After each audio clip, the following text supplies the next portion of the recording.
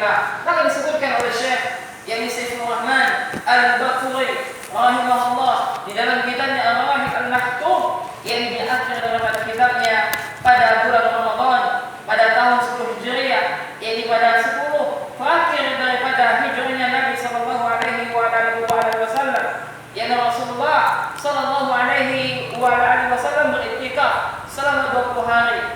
Jadi pada tahun terakhir Nabi itu selalu senantiasa beriktikaf. Ya, setiap bulan Ramadan maka Nabi menghabiskan hari-hari untuk iktikaf, ya di 10 terakhir di bulan Ramadan. Ya, kemudian setelah itu pada tahun ke-10 Hijriah, ya ini adalah tahun terakhir Nabi, ya ikhwan, yang mana tahun depan Nabi telah wafat.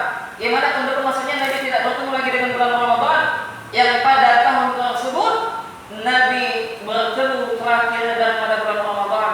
Maka pada tahun ke-10 Hijriah tersebut Nabi sallallahu alaihi wasallam, yakni beliau beriktikaf selama berapa? Selama 20 hari, yang berbeda dengan tahun-tahun sebelumnya. Kalau tahun-tahun sebelumnya berapa hari Nabi iktikaf? 10 hari. Adapun tahun ini maka Nabi beriktikaf yakni selama 20 hari. Maka kebiasaan malaikat Jibril alaihissalam ketika masuk bulan Ramadan, maka malaikat Jibril alaihissalam datang menemui Nabi dan mereka berdua saling bertadabbur sambil membaca Al-Qur'an. Ya subhanallah. Nah, maka pada tahun ke-10 Hijriah, yakni pada tahun di akhir Nabi bertemu dengan bulan Ramadan, maka Nabi banyak menghabiskan waktunya bertadabbur bersama malaikat Jibril, yakni di akhir daripada 10 Ramadan akhir. Maka kemudian ikhwan dan akhwati fillah rahimakumullah, pada tahun ke-10 Hijriah Nabi Muhammad sallallahu alaihi wasallam ketika selesai beliau iktikaf di masjid, ketika selesai beliau bertemu dengan Idul Fitri, maka masuklah waktu yakni waktu haji, ya menjelang daripada Idul Adha, yakni di sana disyariatkan untuk haji, maka disebutlah dengan haji wada, yakni haji perpisahan, ya dengan hajatul wada. Maka ketika itu Rasulullah sallallahu alaihi wasallam beliau berbicara di hadapan kepada para sahabatnya dan mengatakan khudhu manasikakum la'anni la'alqakum ba'da hadza. Ya, Nabi mengatakan seperti itu. Ini adalah isyarat bahwasanya Nabi tidak akan lama lagi meninggalkan para sahabat, tidak lama lagi Nabi akan bertemu dengan Allah Subhanahu wa taala. Maka Nabi mengatakan khudhu manasikakum, ambillah dariku manasik haji kalian, la'anni la'alqakum ba'da hadza, karena aku tidak tahu kemungkinan kita tidak lagi berjumpa setelah tahun ini. Kemudian setelah itu turunlah firman Allah Subhanahu wa taala kepada Rasulullah dan juga kepada sahabat, yakni Al-Qur'an surah An-Nasr ayat 1 sampai 3, yang mana turun pada tanggal 8 Zulhijjah pada tahun 10 Hijriah, yakni Allah Subhanahu wa taala menurunkan firman-nya kepada Rasulullah. Allah mengatakan, "Idza jaa Rasulullah wal fath," apabila telah datang pertolongan Allah, maka akan datang kemenangan. Wa ra'aitan nasa yadkhuluna fid dinillahi afwaja, dan kamu lihat manusia masuk ke dalam agama Allah dengan berbondong-bondong. Fasabbih bihamdi rabbika wastaghfir, dan yang bertasbihlah dengan memuji Rabbmu dan mohonlah ampunan kepada Rabbmu. Innahu kana tawwaba, karena sungguhnya dialah Allah Maha menerima taubat. Lalu pada tanggal 8 Zulhijjah 10 Hijriah lalu pada tanggal 8 Zulhijjah tahun 10 Hijriah Nabi sallallahu alaihi wasallam berangkat menuju Mina. Maka beliau salat zuhur, salat asar, lalu dilanjutkan dengan salat maghrib dan salat isya di sana. Kemudian beliau bermalam di Mina dan beliau menunaikan salat subuh pada waktu tersebut di tempat tersebut, yakni di mana? Di Mina tersebut. Kemudian ikhwan wa akhwati fillah rahimakumullah, setelah matahari terbit, maka Nabi sallallahu alaihi wasallam berangkat menuju Arafah. Maka setelah matahari mulai bergeser condong ke arah barat, maka beliau sallallahu alaihi wasallam memberikan khutbah kepada sahabat dengan nasihat yang begitu menyentuh. Sebagian sahabat mereka tenggelam dengan isak tangis sebagian mereka berpelukan, sebagian mereka mengetahui bahwasanya Rasulullah sallallahu alaihi wasallam akan meninggalkan mereka untuk selama-lamanya. Lalu Nabi sallallahu alaihi wasallam maka Nabi mengatakan kepada sahabatnya yang mengatakan wa antum tas'aluna anni fama antum qailun. Kata Nabi bertanya kepada sahabatnya, wa antum tus'aluni anni fama antum qailun. Kalian akan ditanya tentangku, kata Nabi, apakah yang akan kalian katakan kepadaku? Maka sahabat mengatakan qalu nashhadu annaka qad ballaghta wa addaita wa nasahta.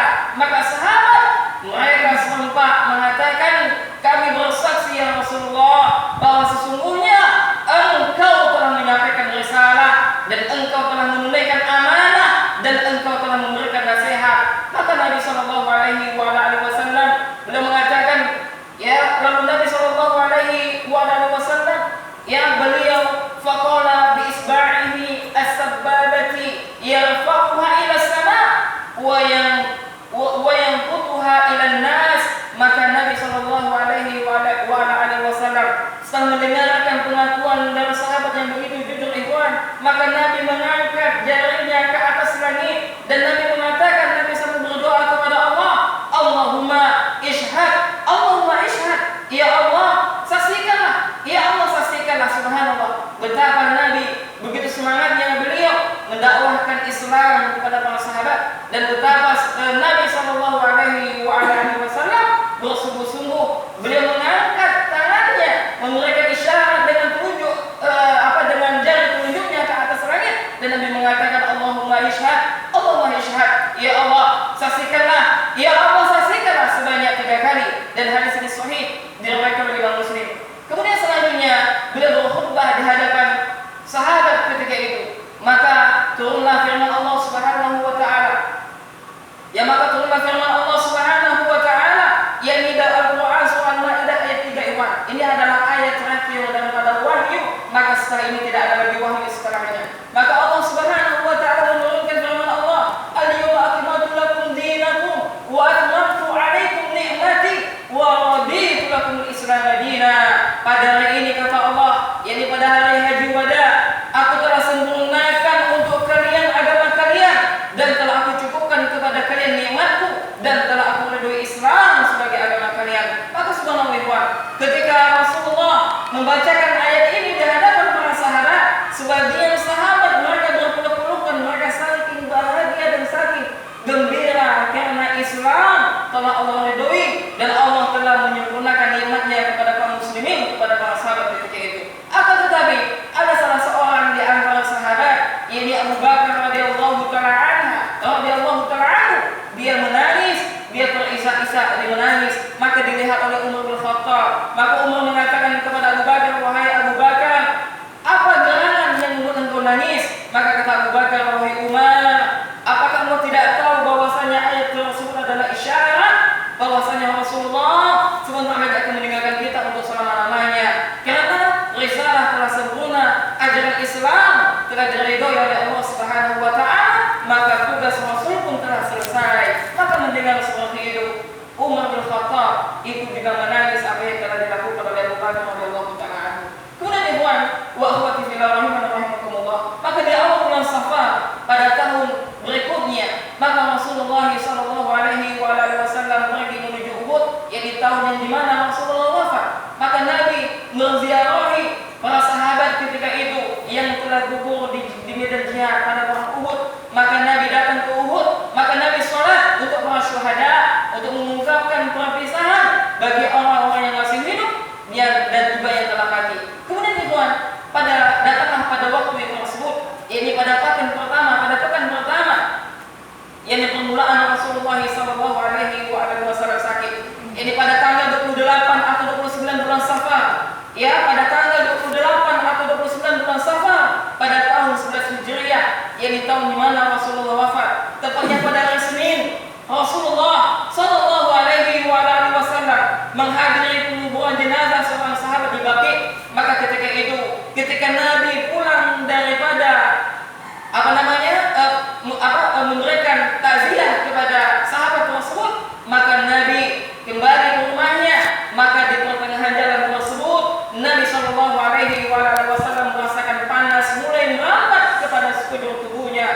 ya maka rasa panas mulai merambat kepada sekujur tubuhnya sampai-sampai mereka para sahabat merasakan panasnya begitu dahsyat dari tubuh Nabi Sallallahu Alaihi Wasallam. Dan ketika itu Nabi menggunakan sorban sehingga sorban yang dipakai oleh Nabi terasa panas. Dan kemudian ikhwan rahimakumullah dan juga kepada akhwat rahimakumullah, maka pada pekan terakhir, nah ini adalah pekan terakhir yang mana Rasulullah akan menghadapi sakaratul maut, maka penyakit Rasulullah Sallallahu Alaihi Wasallam semakin berat hingga beliau bertanya-tanya, di mana aku besok? Di mana aku besok? Maka mereka yang para istri Nabi memahami maksud daripada Nabi Sallallahu Alaihi Wasallam, yaitu Nabi Sallallahu Alaihi Wasallam ingin bersama Aisyah di rumah Aisyah, karena wanita yang paling dicintai oleh Nabi adalah Aisyah, karena Aisyah adalah sosok wanita yang Nabi cintai. Demikian juga ayahnya, sosok seorang lelaki yang Nabi Sallallahu Alaihi Wasallam cintai. Lalu beliau Sallallahu Alaihi Wasallam ke rumah Aisyah dengan diapit oleh sahabat yang Al-Fadl bin Abbas dan Ali bin Abi Thalib, diapit, digandeng karena Nabi tidak bisa berjalan ketika itu. Sedangkan kepala Nabi Sallallahu Alaihi Wasallam diikat dengan kain dan beliau melangkahkan kedua kakinya hingga memasuki bilik Aisyah. Beliau menghabiskan minggu terakhirnya dari detik-detik kehidupannya di sisi Aisyah radhiyallahu taala anha. Maka Aisyah radhiyallahu taala anha seorang sosok istri yang soleha, seorang wanita penghuni surga, seorang wanita soleha dari seorang anak yang Rasulullah Sallallahu Alaihi Wasallam sangat mencintai bapaknya yang Abu Bakar Siddiq. Maka Aisyah radhiyallahu taala anha membacakan muawwizat. Jadi apa? Aisyah membaca muawwizat, membacakan surah Al-Ikhlas, surah Al-Falaq dan surah An-Nas kepada Rasulullah, lalu ditiupkan kepada di tubuh Rasulullah Sallallahu Alaihi Wasallam. Kemudian Aisyah juga mendoakan doa yang pernah dihafal kepada Rasulullah Sallallahu Alaihi Wasallam.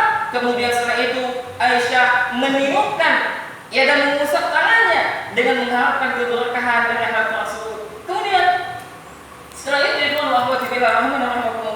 maka 5 hari sebelum Nabi Sallallahu Alaihi Wasallam wafat, maka 5 hari sebelum wafatnya Nabi Sallallahu Alaihi Wasallam, yang tepatnya hari Rabu, 5 hari sebelum Nabi wafat, maka Nabi merasakan demam yang begitu dahsyat, yang mana demam ini beliau merasakan seluruh daripada tubuhnya, sehingga beliau merasakan sakit yang begitu dahsyat itu.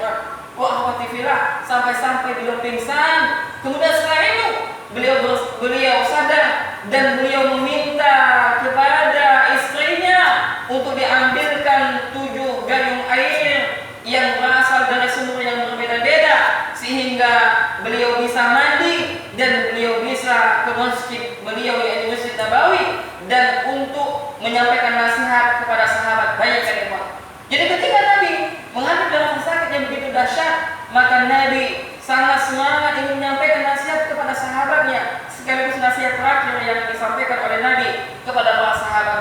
Maka Rasulullah Sallallahu Alaihi Wasallam beliau keluar dari rumah Aisyah radhiyallahu taala anha, maka sampai di mimbar, lalu beliau Sallallahu Alaihi Wasallam duduk. Setelah beliau duduk, maka beliau memuja dan memuji Allah Jalla wa Ala. Kemudian beliau Sallallahu Alaihi Wasallam bersabda, subhanallah, maka Nabi mengatakan, innallaha khayyara 'abdan baina dunya wa baina ma 'indahu. Sesungguhnya Allah, kata Nabi, telah memberikan pilihan kepada seorang hamba untuk memilih dunia atau memilih apa yang ada di sisi Allah. Fakhtar dzalika 'abdu ma indallah. Lalu hamba tersebut memilih apa yang ada pada Allah. Subhanallah. Kemudian mendengar apa yang dikatakan oleh Rasulullah Sallallahu Alaihi Wasallam, maka Abu Bakar radhiyallahu taala anhu dia kembali bersedih, dan bahkan Abu Bakar menangis terseduh-seduh dan mengatakan, wahai Rasulullah, kami siap menebus engkau dengan ayah-ayah kami dan ibu-ibu kami. Lalu Nabi Sallallahu Alaihi Wasallam bersabda, bayangkan, Nabi di akhir hayatnya masih mendakwakan tauhid, maka Nabi mengatakan, la'natullahi 'alal yahud wan nasara ittakhadhu qubur anbiya'ihim masajid. Semoga Allah melaknat kaum Yahudi dan juga Nasrani yang telah menjadikan sebagai masjid. Lalu Nabi sallallahu alaihi wasallam beliau bersabda, "Ala wa inna man kana qablakum kanu yattakhiduna qubur anbiya'ihim wa salihim masajida fala tattakhidul qubur masajid." Maka kata Nabi sallallahu alaihi wasallam, "Ketahuilah, sesungguhnya orang-orang sebelum kalian telah menjadikan kuburan para nabi dan juga orang-orang soleh sebagai masjid, maka janganlah kalian menjadikan kuburan-kuburan sebagai masjid."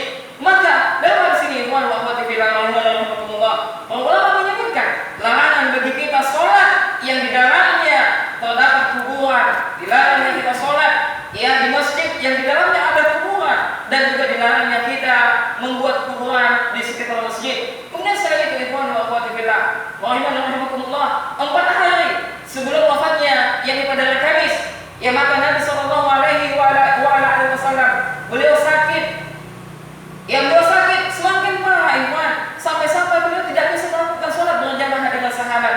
Ketika dalam kondisi Rasulullah SAW dalam kondisi sakit yang keras dan tidak bisa berdiri juga, maka beliau sallallahu alaihi wasallam tidak lepas perhatiannya terhadap sholat kaum muslimin. Sampai-sampai beliau bertanya kepada istrinya, mengatakan kesolin nas, apakah manusia akan melaksanakan sholat? Faqalu, maka istri beliau mengatakan, la hum yantazirunaka ya Rasulullah, belum ya Rasulullah, mereka masih menunggumu. Maka kata Nabi sallallahu alaihi wasallam, da'uli ma'an fil mikhdabi, taruhkanlah air untukku pada al-makhdab, yang di tempat air untuk mandi. Maka Aisyah radhiyallahu ta'ala anha berkata, beliau menuturkan kepada kita, kemudian beliau sallallahu alaihi wasallam duduk di al-makhdab tersebut dan mandi. Setelah itu beliau bangun hendak berdiri, namun beliau sallallahu alaihi wasallam ya tidak kuat, dan lalu beliau pingsan ikhwan. Maka pada hari keempat beliau pingsan. Tidak lama kemudian beliau siuman kembali. Lalu beliau sallallahu alaihi wasallam bertanya yang sama, usolin nas, apakah manusia akan sholat?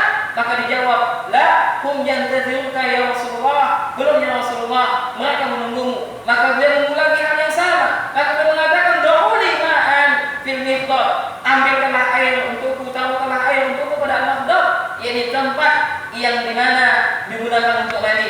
Lalu Aisyah radhiyallahu ta'ala anha, ya beliau yang memberikan apa yang diminta oleh Rasulullah sallallahu alaihi wasallam. Kemudian ketika Nabi sallallahu alaihi wasallam ya hendak sholat, maka Nabi pun pingsan kembali. Maka tibalah waktunya, yakni beliau menunaikan sholat Isya bersama para sahabat.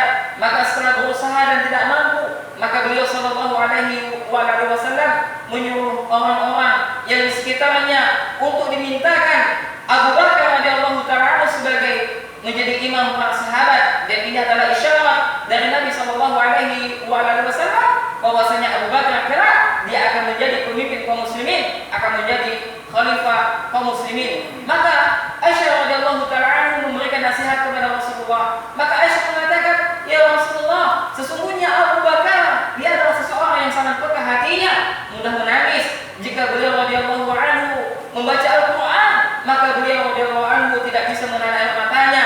Sekiranya engkau berkenan menyuruh sahabat lain selain Abu Bakar radhiyallahu anhu. Maksud dari Aisyah adalah yakni memberikan saran kepada Rasulullah, yakni jangan sampai ayahnya menjadi imam, karena ayahnya apabila membaca Al-Quran suka menangis, sehingga jamaah yang lain tidak akan bisa membaca bacaan yang dibaca oleh Abu Bakar radhiyallahu anhu.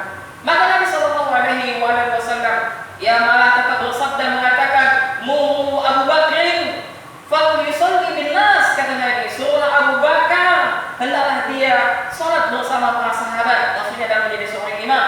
Maka ya Aisyah mengatakan yang sama. Maka Rasulullah sallallahu alaihi wasallam tetap memerintahkan kepada Abu Bakar untuk menjadi imamnya para sahabat. Maka kemudian setelah itu Abu Bakar pun melaksanakan salat bersama para sahabat, dan Abu Bakar menjadi imam salat. Kemudian ikhwan dan akhwati fillah rahimakumullah, 2 atau sehari sebelum wafat. Nah, ini ada pada puncaknya, yakni pada hari Sabtu. Jadi Nabi wafat itu pada hari Senin. Yang maka pada hari Sabtu atau hari Ahad, Nabi sallallahu alaihi wasallam merasakan penyakitnya pada dirinya berkurang. Maka beliau keluar dengan dipapah 2 orang untuk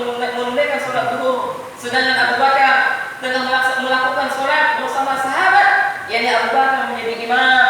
Maka ketika Abu Bakar melihat ada gerakan bahwasanya Rasulullah hendak sholat, maka Abu Bakar dia mundur. Maka Rasulullah sallallahu alaihi wasallam memberikan isyarat dengan kepalanya supaya Abu Bakar tetap posisinya menjadi imam dan jangan sampai Abu Bakar mundur untuk menjadi makmum di belakang Nabi sallallahu alaihi wasallam. Maka duduklah yakni Abu Bakar di samping Rasulullah sallallahu alaihi wasallam. Jadi maksudnya Rasulullah sallallahu alaihi wasallam meminta kepada sahabat untuk mendudukkan dirinya di samping Abu Bakar. Maka duduklah Rasulullah di samping Abu Bakar di sebelah kiri, sehingga Abu Bakar mengikuti sholat Rasulullah dan mendengarkan takbir Rasulullah kepada para jamaah. Kemudian pada poin selanjutnya ini sehari sebelum wafat, ini pada hari Ahad, sehari sebelum Nabi wafat, maka Nabi sallallahu alaihi wasallam memerdekakan budak-budaknya.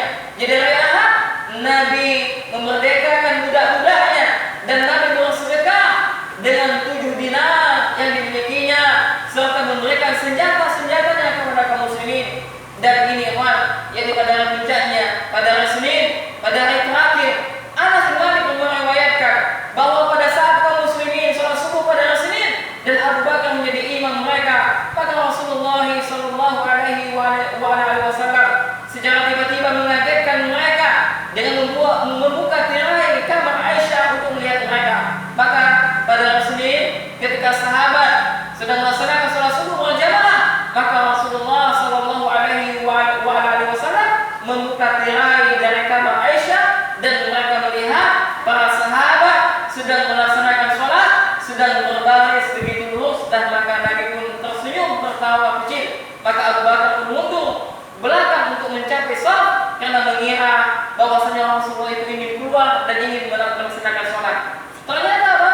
Ternyata Rasulullah hanya melihat bagaimana kondisi sahabat mereka melaksanakan sholat dengan shaf yang begitu rapi, dengan diimami oleh orang yang dicintai oleh Rasulullah sallallahu alaihi wasallam. Kemudian ikhwan wa akhwati fillah rahimahumullah, ini adalah akhir daripada kisah Rasulullah. Maka Rasulullah sallallahu alaihi wasallam maka beliau sakit, ikhwan wa akhwati fillah, beliau sakit. Semakin parah sakitnya sampai beliau pingsan beberapa kali. Maka Fatimah radhiyallahu anha, anaknya, kekasihnya, yakni Fatimah, yang terus mengamati kondisi baginda Rasulullah sallallahu alaihi wasallam. Bayangkan, ya subhanallah, orang yang paling dicintai oleh Allah hendak wafat merasakan sakit yang begitu dahsyat.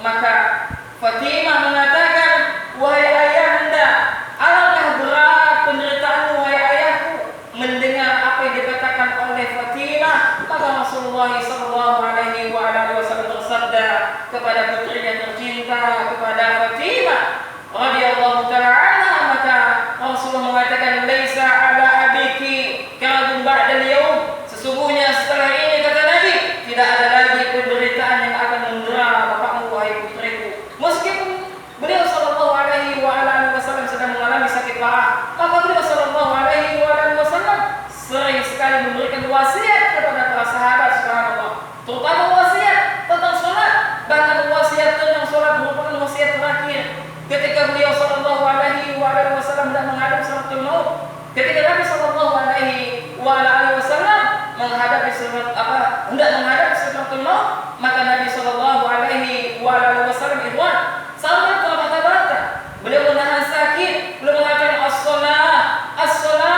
wattaqullaha fima malakat aymanukum, kata Nabi sallallahu alaihi wasallam. Maka Nabi sampai terbata-bata dan mengatakan as-salah, maka yang benar di akhir hayatnya Nabi memberikan nasihat tentang as-salah, perhatikan salat kalian, wattaqullaha fima malakat aymanukum, dan hendaklah kalian bertakwa kepada Allah, dan hendaklah kalian bertakwa kepada Allah dalam urusan budak-budak kalian. Ini ikhwan wa akhwati fillah rahimakumullah. Pada hari Senin pagi, ini adalah hari yang dimana Rasulullah wafat. Pada hari Senin pagi, Abdurrahman bin Abu Bakar radhiyallahu taala anhu memasuki kamar kakaknya Aisyah radhiyallahu taala anha.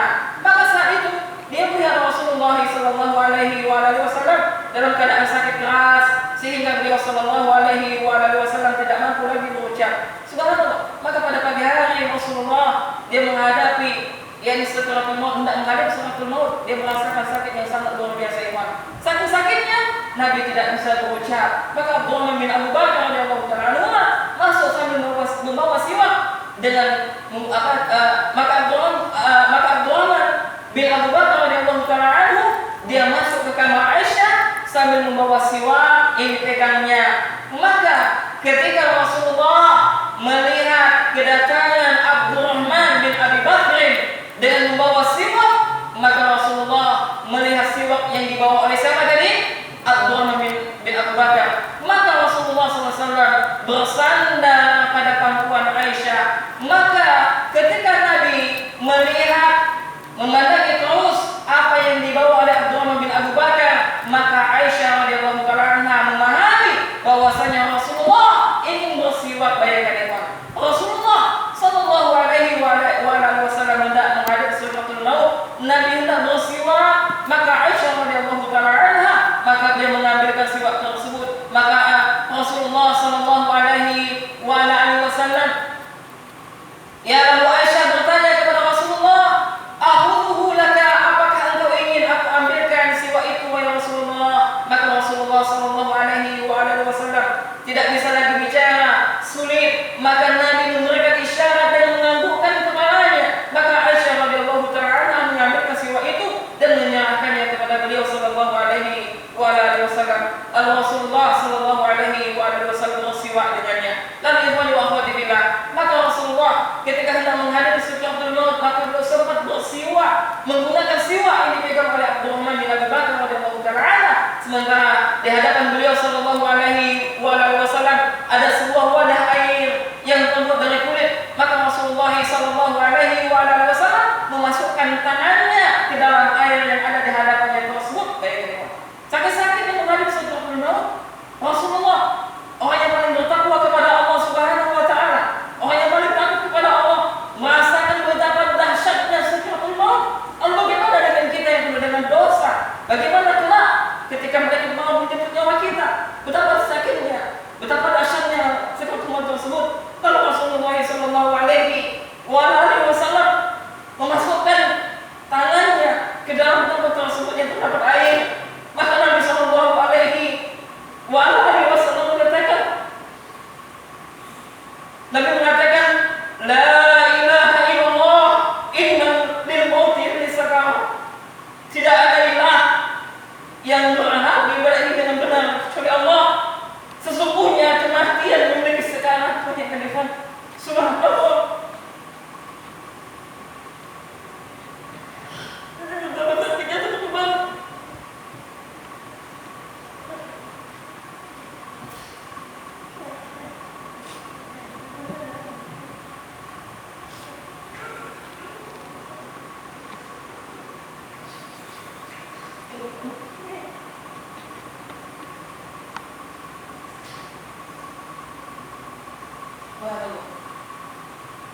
Lihat Rasulullah sallallahu alaihi wasallam, orang yang paling bertakwa kepada Allah, dia merasakan begitu dasarnya sakaratul maut. Maka Nabi sallallahu alaihi wasallam mengatakan, Allahumma anni ala sakaratul maut. Ya Allah, bantulah aku untuk menghadapi sakaratul maut ini. Nasallallahu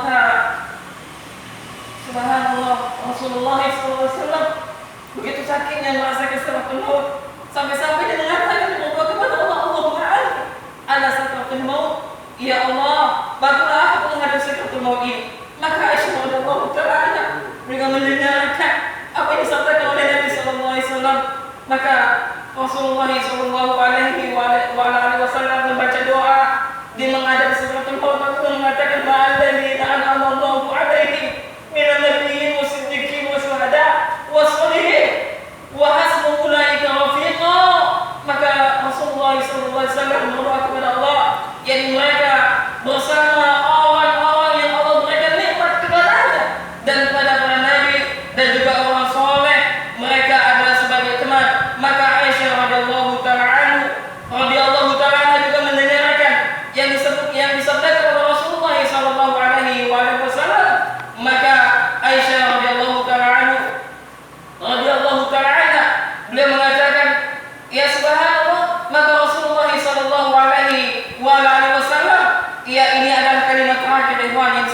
oleh Nabi sallallahu alaihi wasallam. Nabi mengatakan, Allahumma firli warhamni, Allahumma firli warhamni, ya Allah ampunilah dosaku, walhiqni bi rafiqil a'la, dan karuniakanlah rahmatmu kepadaku dan angkatlah aku ke al-rafiqul a'la, yang masukkan aku ke dalam surga bersama orang yang terbaik. Maka setelah itu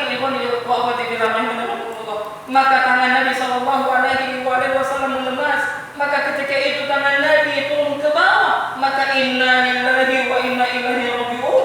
Maka telah meninggal kekasih yang mulia, yang Rasulullah sallallahu alaihi wasallam. Yang beliau meninggal, ia dengan meninggalkan 9 orang istri beliau dan 1 orang anak beliau dan juga 2 orang cucu beliau, yaitu Hasan dan Husain. Lalu Nabi sallallahu alaihi wasallam yang meninggal, maka di akhir daripada perkataan beliau mengatakan, Allahumma rafiqul a'la, ya Allah masukkan aku ke dalam surgamu. Maka kemudian Rasulullah sallallahu alaihi wasallam wafat, meninggalkan para sahabat ketika itu. Maka betapa sedihnya para sahabat, yakni ditinggal mati oleh Rasulullah sallallahu alaihi wasallam. Dan kejadian ini di waktu duha, sedang panas-panasnya pada hari Senin tanggal 12 Rabiul Awal pada tahun 11 Hijriah, dan usia Rasulullah sallallahu alaihi wasallam mencapai 63 tahun lebih 4 hari. Maka para sahabat ketika itu yang mereka begitu sedih mendengar kabar bahwasanya Rasulullah sallallahu alaihi wasallam wafat, dan bahkan Umar bin Khattab radhiyallahu ta'ala mendengar kabarnya Rasulullah, maka Umar tidak menerima. Maka Umar dia keluar, maka dia mengatakan, orang siapa yang mengatakan Rasulullah telah wafat, maka akan aku penggal kepalanya. Maka ketika itu semua sahabat mereka panik, semua sahabat mereka susah. Maka diberitahukanlah kabar duka ini kepada Abu Bakar Siddiq radhiyallahu ta'ala. Maka datanglah salah seorang sahabat menemui Abu Bakar radhiyallahu ta'ala. Maka datang Abu Bakar radhiyallahu ta'ala menemui Rasulullah. Maka betapa kagetnya dia. Dengan penuh kesabaran maka Abu Bakar masuk dalam rumahnya, dalam kamarnya Aisyah radhiyallahu ta'ala. Maka Abu Bakar membuka kain yang menutup daripada wajah Rasulullah sallallahu alaihi wasallam tersebut. Maka Abu Bakar radhiyallahu ta'ala mencium kening daripada Rasulullah sallallahu alaihi wasallam. Kemudian setelah itu Abu Bakar keluar menemui para sahabat. Maka Abu Bakar mengatakan, ya ayuhan nas, wahai manusia, ma minkum ya'budu Muhammad faqad mata. Barang siapa di antara kalian yang menyembah Muhammad, maka sungguh Muhammad telah wafat. Wa man kana minkum ya'budullah, dan barang siapa di antara kalian yang menyembah Allah, innallaha sesungguhnya Allah, dia adalah maha hidup dan Allah tidak mati untuk selama-lamanya. Maka Abu Bakar Siddiq radhiyallahu ta'ala maka dia membacakan ayat yang dalam Al-Quran yang Allah Subhanahu wa ta'ala sebutkan, Rasulullah Muhammad itu adalah utusan Allah. Apakah dia wafat kalian kembali kafir? Barang siapa yang kafir, yang murtad daripada agamanya, maka dia disiapkan dengan azab yang gede. Maka para sahabat yang fillah wa akhwati fillah rahimana rahimakumullah mendengar apa yang disampaikan oleh Abu Bakar Siddiq tersebut, maka para sahabat seakan-akan mereka baru sadar, baru pertama kali mendengar ayat tersebut. Maka ketika Umar bin Khattab mendengarkan nasihat dari Abu Bakar Siddiq dan mendengarkan ayat yang disampaikan oleh Abu Bakar Siddiq, maka Umar radhiyallahu ta'ala maka dia baru sadar ternyata Rasulullah sallallahu alaihi wasallam telah wafat. Maka Umar bin Khattab dia pun langsung terjatuh ke lantai dan badannya lemas, dan ini menunjukkan tentang besarnya ujian yang menimpa umat Islam ketika Rasulullah sallallahu alaihi wasallam diwafatkan. Banyak faedah sekali daripada wafatnya Nabi. Lihat Rasulullah, orang yang bertakwa kepada Allah, betapa pedihnya dia menghadapi sakaratul maut. Lantas bagaimana dengan kita yang memiliki banyak dosa tersebut, ya Tuhan? Wa akhwati fillah, maka hendaklah kita memperbanyak mengingat kematian. Ya dengan itu hati kita akan menjadi lembut.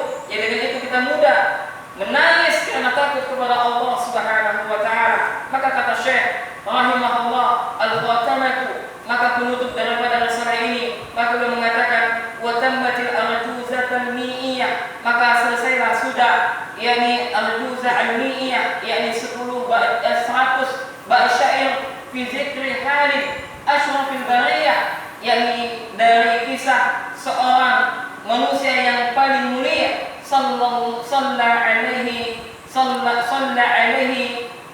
lillahi rabbil wa ala sihabihi wa alihi wa man tala. Semoga salam dan salawat tetap tercurahkan kepada Rasulullah sallallahu alaihi wasallam dan juga kepada sahabatnya dan juga kepada keluarganya dan kepada orang-orang yang mengikutinya. Demikianlah ikhwan wa akhwati fillah wa rahimakumullah, daripada kisah Rasulullah sallallahu alaihi wasallam dari awal kita kaji dan pagi tadi sampai waktu ini, dia sampai kisah wafatnya Nabi sallallahu alaihi wasallam. Mudah-mudahan apa yang kita sampaikan bermanfaat dan mudah-mudahan apa yang kita sampaikan bermanfaat bagi kita, khususnya bagi menyampaikan. Dan hal yang penting adalah hendaklah kita untuk selalu senantiasa mengingat perjuangan Nabi, hendaklah kita untuk selalu senantiasa mencontohi apa yang Nabi sallallahu alaihi wasallam lakukan, dan hendaklah kita senantiasa menjaga salat sebagaimana Nabi sallallahu alaihi wasallam memberikan wasiat tadi menjelang wafatnya. Dan hendaklah kita untuk selalu senantiasa bertakwa kepada Allah sebagaimana Allah sebutkan, ya ayyuhalladzina amanu taqullaha haqqa tuqatih wa la tamutunna illa wa antum muslimun. Dan juga sebagaimana Nabi sallallahu alaihi wasallam mengatakan, ittaqillaha haitsu ma kunta, hendaklah kalian bertakwa dimanapun kalian berada. Kurang lebihnya saya mohon maaf. Yang benar tentunya datangnya dari Allah Subhanahu wa taala, yang salah tentunya datangnya dari saya dan dari syaitan. Untuk itu kita tutup majelis kita dengan doa kafaratul majelis. Subhanallahi